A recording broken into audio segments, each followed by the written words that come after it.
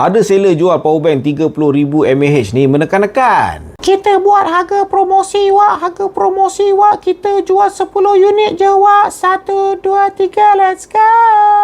Ya, macam mana orang tak seronok dengan dia ni? Kapasiti besar, harga pula murah. 30,000 mAh kata dia. Ada 2 tempat nak cocok USB-C, 1 tempat nak cocok USB-A. Kabel pula dia bagi siap-siap 3 geng. Kabel-kabel ni kan, yang ini built-in terus dekat body tau. 1 kabel lightning, macam biasa. Yang paling penting 1 kabel type C. Bila seller tu menekan-nekan jual powerbank ni, bukan main ramai lagi yang beli high. Tapi lepas tu kan, aku diberitahu kan, powerbank ni tak betul tu.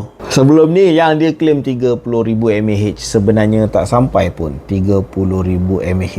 Siul betul lah. Hidup dah susah, beli barang boleh tercedok pula. Reviewer macam aku ni pun satu hal, main review nak kejar duit bukan nak kejar halal. Cilaka betul lah. Sebelum ni ada juga aku promote binatang ni dan memang ada juga yang beli.